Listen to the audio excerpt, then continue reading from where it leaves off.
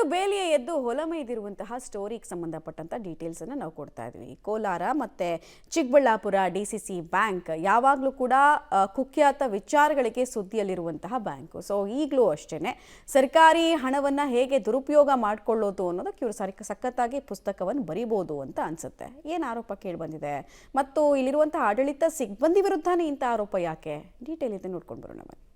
Kolar Chikkaballapur DCC ಬ್ಯಾಂಕ್ನಲ್ಲಿ ಮತ್ತೊಂದು ಹಗರಣ.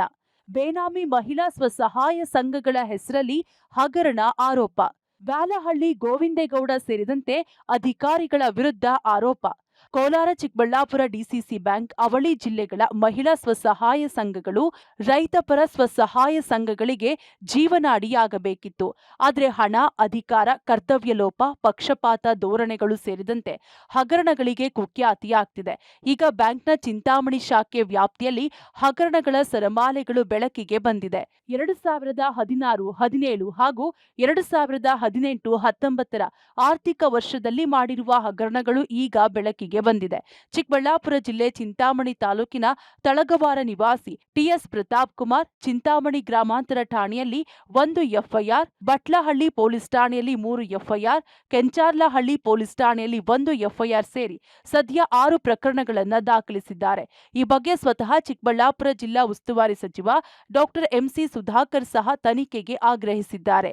ಕ್ಷೇತ್ರದಲ್ಲೇ ಸುಮಾರು 6 ಕೇಸು ನನ್ನ ಗಮನಕ್ಕೆ ಬಂತು. ತಕ್ಷಣ ಕೇಸ್ ಹಾಕ್ಸಿದ್ವಿ. ಬೇನಾಮಿ ಮಹಿಳಾ ಸಂಘಗಳ ಹೆಸರಲ್ಲಿ ಹಣ ಡ್ರಾ ಆಗಿದೆ. ಈಗ national rural national NRLM national rural livelihood mission ಅದರಲ್ಲಿ ಲಿಸ್ಟ್ ಇರ್ತದೆ ಮಹಿಳೆಯರು. ಇದು ಯಾವುದೂ ವೆರಿಫಿಕೇಷನ್ ಮಾಡಿಲ್ಲ. ಈಗೇನು ನಾವು ಭಾಳಷ್ಟು ಪ್ರೋತ್ಸಾಹ ಮಾಡಿದ್ವಿ ಸಂಘಗಳಿಗೆ ಕೊಡೋದಕ್ಕೆ. ಆದರೆ ನಮ್ಮ ಮೂಗಿನ ಕೆಳಗಡೆನೇ ಇವತ್ತು ನಮ್ಗೆ ಯಾರಿಗೂ ಗೊತ್ತಿಲ್ಲದೇ ಇವತ್ತು ಇಷ್ಟ. ನಾನು ಅದಕ್ಕೆ ಭಾಳ ಗಂಭೀರವಾಗಿ ತೊಗೊಂಡು ನಾನು ಹೇಳ್ದೆ ಇದ್ರ ಕೇಸ್ ದಾಖಲು ಮಾಡಿ ಅಂತ ಹೇಳಿ. ಈಗ ಇಲ್ಲದೇ ಇರ್ತಕ್ಕಂಥ ಸಂಘಗಳ ಹೆಸರಲ್ಲಿ ಹಣ ಡ್ರಾ ಆಗಿದೆ. ಹಣ ಎಲ್ಲೋಯ್ತು, ಯಾರಿಗೋಯ್ತು? ಯಾರು ತಪ್ಪಿತಸ್ಥರಿದ್ದಾರೆ ಅವರು ಶಿಕ್ಷೆ ಆಗಲೇಬೇಕು. ಇನ್ನು ಬ್ಯಾಂಕಿನ ಕುರುಬೂರು, ಯನಮಲಪಾಡಿ, ಯಗವಕೋಟೆ, ನಂದಿಗಾನಹಳ್ಳಿ, ಟಿ ಗೊಲ್ಲಹಳ್ಳಿ, ವೈಜಕೂರು, ಬೊಮ್ಮೇಪಲ್ಲಿ, ಉಲಗುಮ್ಮನಹಳ್ಳಿ, ಭೂಮಿಶೆಟ್ಟಿಹಳ್ಳಿ, ಅಂಕಾಲಮಡುಗು ಪ್ರಾಥಮಿಕ ಕೃಷಿ ಪತ್ತಿನ ರೈತರ ಸೇವಾ ಸಹಕಾರ ಸಂಘಗಳ ಸದಸ್ಯರ ಹೆಸರಲ್ಲಿ ಬೇನಾಮಿ ಸ್ವಸಹಾಯ ಗ್ರೂಪ್ಗಳನ್ನು ರಚಿಸಿ ಅವುಗಳ ಮೂಲಕ ಸರ್ಕಾರದ ರೈತರ ಸಾಲ ಮನ್ನಾ ಯೋಜನೆ ಹಣವನ್ನ ನಕಲಿ ರೈತರು ಹಾಗೂ ಮಹಿಳೆಯರ ಹೆಸರಲ್ಲಿ ದಾಖಲೆಗಳನ್ನು ಸೃಷ್ಟಿಸಿ ಬ್ಯಾಂಕ್ ಹಾಗೂ ಸರ್ಕಾರಕ್ಕೆ ವಂಚನೆ ಮಾಡಿರೋ ಆರೋಪಗಳು ಕೇಳಿಬಂದಿದ್ದು, ತಪ್ಪಿತಸ್ಥರ ವಿರುದ್ಧ ಕಠಿಣ ಕ್ರಮ ಕೈಗೊಳ್ಳುವಂತೆ ವಿಧಾನ ಪರಿಷತ್ ಸದಸ್ಯ ಅನಿಲ್ ಕುಮಾರ್ ಸಹ ಒತ್ತಾಯಿಸಿದ್ದಾರೆ.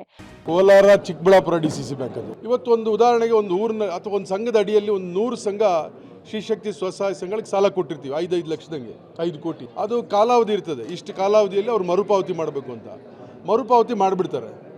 ಅವರೆಲ್ಲ ಫೈಲ್ಸು DCC ಬ್ಯಾಂಕ್ ಹೆಡ್ ಆಫೀಸಲ್ಲಿ ಇರ್ತದೆ ಅಥವಾ ಬ್ರಾಂಚ್ ಆಫೀಸಲ್ಲಿ ಇರ್ತದೆ. ಅದನ್ನು ಆ ಸ್ವಸಹಾಯ ಸಂಘಗಳಿಗೆ ಗೊತ್ತಾಗ್ದೇ ಮತ್ತೆ ಮರುಸೃಷ್ಟಿ ಮಾಡಿ ಆ ಫೈಲ್ಸನ್ನು ಮತ್ತೆ ಅವ್ರಿಗೆ ಸಾಲ ಕೊಟ್ಟಿರ್ತಕ್ಕಂಥ ಆರೋಪಗಳಿದ್ದಾವೆ. ಬೇನಾಮಿಯಾಗಿ ರೈತರ ಹೆಸರಿನಲ್ಲಿ ಸಾಲ ಮನ್ನಾದ ಯೋಜನೆಯಲ್ಲಿ ದುರುಪಯೋಗ ಆಗಿರ್ತಕ್ಕಂಥ ಆರೋಪಗಳು ಕೂಡ ಇದ್ದಾವೆ. ಈ ಥರ ಅವ್ಯವಹಾರಗಳು ಇಡೀ ಕೋಲಾರ ಚಿಕ್ಕಬಳ್ಳಾಪುರ ಜಿಲ್ಲೆಯಲ್ಲಿ ಬಹಳಷ್ಟು ಅವ್ಯವಹಾರಗಳಾಗಿದ್ದಾವೆ. ಅಸಲಿಗೆ ಕೋಲಾರ ಚಿಕ್ಕಬಳ್ಳಾಪುರ ಡಿಸಿಸಿ ಬ್ಯಾಂಕ್ನ ಹಿಂದಿನ ಅಧ್ಯಕ್ಷರಾಗಿದ್ದ ಬ್ಯಾಲಹಳ್ಳಿ ಗೋವಿಂದೇಗೌಡ, ಸೂಪರ್ವೈಸರ್ ಸಂತೋಷ್ ಕೆ, ಬ್ಯಾಂಕ್ನ ವ್ಯವಸ್ಥಾಪಕರಾಗಿದ್ದ ನಾಗರಾಜ್ ಜಿ, ಕೇಂದ್ರ ಕಚೇರಿಯ ಬಾಲಾಜಿ ಮಾಜಿ ಸಿಇಒ ಕಲೀಮುಲ್ಲಾ ಸೇರಿದಂತೆ ಸ್ಥಳೀಯ VSSNಗಳ ಕಾರ್ಯನಿರ್ವಹಣಾ ಅಧಿಕಾರಿಗಳ ಮೇಲೆ ಕೋಲಾರ ಸೇರಿ ಚಿಕ್ಕಬಳ್ಳಾಪುರದಲ್ಲಿ ಹಲವು ಪ್ರಕರಣ ದಾಖಲಾಗಿವೆ. ಆದರೆ ಈಗಾಗಲೇ ಬಹುತೇಕ ಎಫ್ಐಆರ್ಗಳಿಗೆ ಆರೋಪಿತರು ನ್ಯಾಯಾಲಯದ ಮೂಲಕ ತಡೆಯಾಜ್ಞೆ ತಂದಿದ್ದಾರೆ. ಮುದುಕೃಷ್ಣ, ಪಬ್ಲಿಕ್ ಟಿವಿ, ಚಿಕ್ಕಬಳ್ಳಾಪುರ.